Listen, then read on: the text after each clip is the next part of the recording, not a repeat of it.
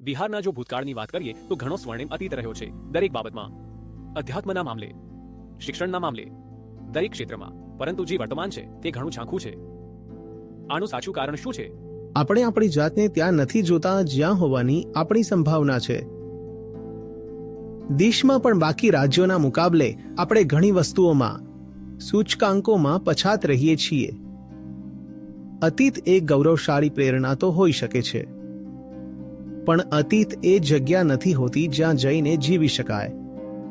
અતીતની સંભાવનાઓને, અતીતની ઊંચાઈઓને જ્યારે પણ જોવામાં આવે, વર્તમાનના સંદર્ભમાં જ જોવામાં આવે, નહીં તો આપણે બસ આપણા ઇતિહાસનું મહિમા મંડન કરતા રહી જઈએ છીએ કે પહેલા આપણે આવા હતા, પહેલા આપણે આવા હતા અને પહેલા આપણે જેવા પણ હતા.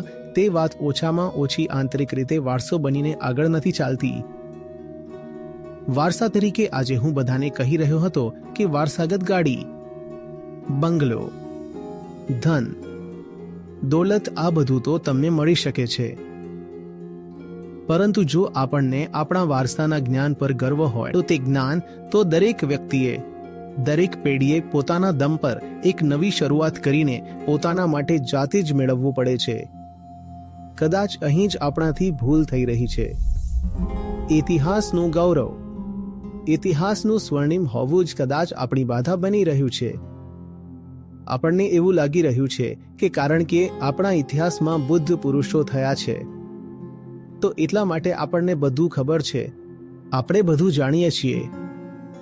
તો જે કંઈ પણ ઐતિહાસિક રીતે ચાલતું આવ્યું છે, ધારણા, માન્યતા, પરંપરા, અહીં સુધી કે અંધશ્રદ્ધા પણ, અહીં સુધી કે કુરિવાજો પણ, તેમને જ આપણે આપણા જીવવાનો ઢાંચો બનાવી લીધો છે. ઘણી હદ સુધી તેમને સંસ્કાર માની લીધા છે અને સંસ્કારોને જ ધર્મનું નામ પણ આપી દીધું છે. જ્યારે આ બધું થતું રહે છે ત્યારે આપણને વર્તમાનના તથ્યોથી આંખ ચોરવાનું એક બહુ સારું બહાનું મળી જાય છે. અને જો આપણે અત્યારે કેવા છીએ તે નહીં જોઈએ તો આપણી અત્યારે કોઈ પ્રગતિ નહીં થઈ શકે. આપણે વર્તમાનમાં જીવવું પડશે.